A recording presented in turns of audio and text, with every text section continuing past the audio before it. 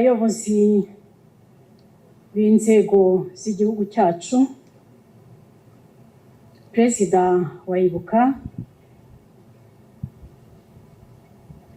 Banyarwanda mwaje kwibuka abacu bazize Jenoside baruhukiye ahangaha,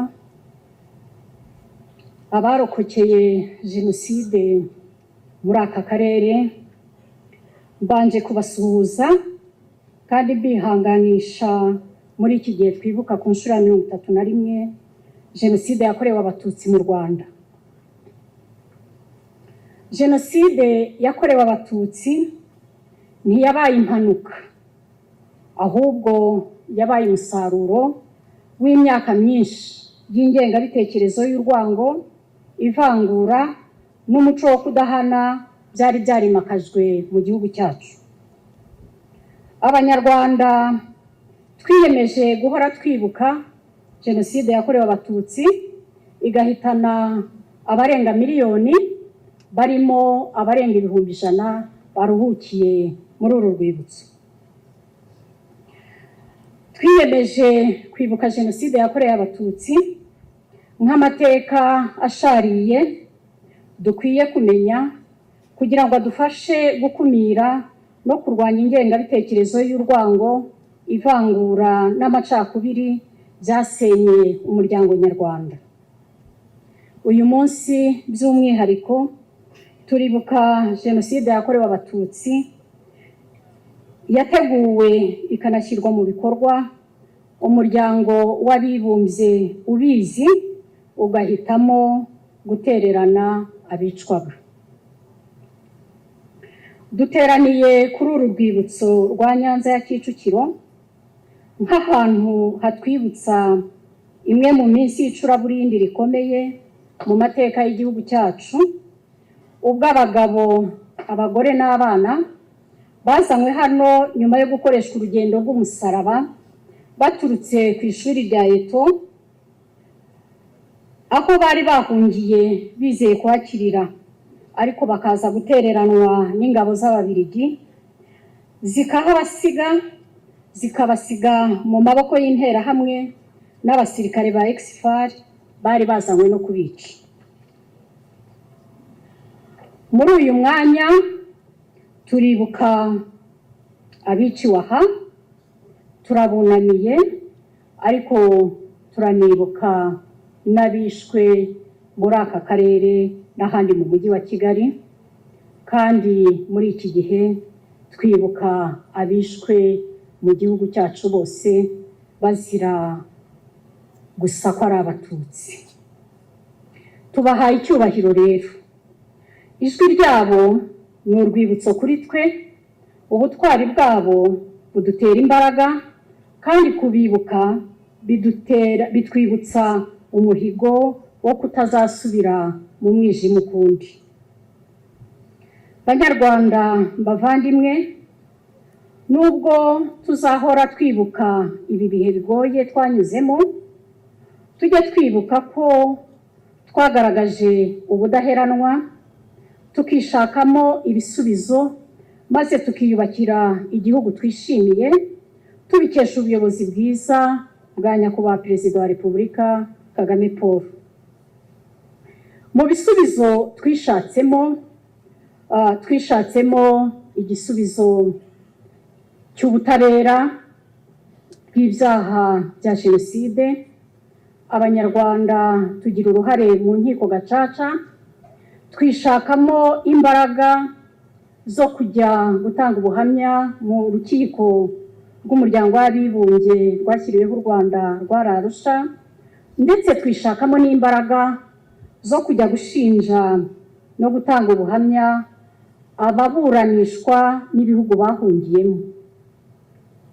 Ubutabera ni uburenganzira, ubutabera mwagizemo uruhare ni ugusubiza agaciro abo twibuka uyu munsi, ni no gusohoza inshingano dufite kuri iki gihugu no kubo tubyara ari bo Rwanda rw'ejo. Bavandimwe, nubwo twiyemeje kureba imbere, no guhangana n'ingaruka za jenoside yakorewe abatutsi, abayigizemo uruhare bakomeje kuyihakana no kwipfobya, ari nako bakwirakwiza ingengabitekerezo ya jenoside mu karere u Rwanda ruherereyemo, cyane cyane mu burasirazuba bwa Repubulika Iharanira Demokarasi ya Kongo. By'umwihariko ingengabitekerezo ya jenoside iherekejwe n'ibikorwa by'urugomo n'ubwicanyi byibasiye abakongomani bavuga ururimi rw'Ikinyarwanda, cyane cyane abatutsi, kandi biri gukorwa umuryango mpuzamahanga urebera nk'uko byagenze mu Rwanda mu 1994 na mbere yaho. Aho kugira icyo bakora, umuryango mpuzamahanga ushishikazwa no gushinja u Rwanda kuba ari rubifitemo uruhare. Ijoro ribaruwa riraye, u Rwanda ntabwo rushobora kugira uruhare muri jenoside, kuko mu mahame arugenga harimo iryo kurwanya ingengabitekerezo yayo aho yaba iri hose. Ahubwo u Rwanda rufite inshingano yo kuyirwanya no gufasha abayikorerwa. Niyo mpamvu nk'Abanyarwanda dukwiye gufatanya tukamagana ingengabitekerezo ya jenoside n'ibikorwa by'urugomo ndetse n'ubwicanyi byibasiye abatutsi bavuga ururimi rw'Ikinyarwanda mu burasirazuba bwa Repubulika Iharanira Demokarasi ya Kongo, kandi tugafatanya tukima amatwi abo badushyiraho iterabwoba, ari ukudushyiraho iterabwoba kubera guhoza igihugu cyacu mu kanwa kabo, cyangwa se ibihano bitandukanye bagenda bafatira igihugu cyacu n'abayobozi bo mu nzego zimwe na zimwe z'igihugu cyacu. Iyo ibyo tubyumvise duhita twibuka ko isi itagira imbabazi, kuko biteye agahinda kumva umuntu wakorewe jenoside ari ushobora gushinja kuyishyigikira cyangwa kwigiramo uruhare. Mu gusoza, ndasoreza ku bintu bibiri. Icya mbere, ndagira ngo mbwire Abanyarwanda n'abarokotse jenoside by'umwihariko ko kwibuka ari inshingano, ko tuzahora twibuka, ari nako dukuramo amasomo akomeza kutwubaka, akomeza no kubaka abato tubyara, aba bana bato twarebaga barimo batugezaho ubutumwa butandukanye.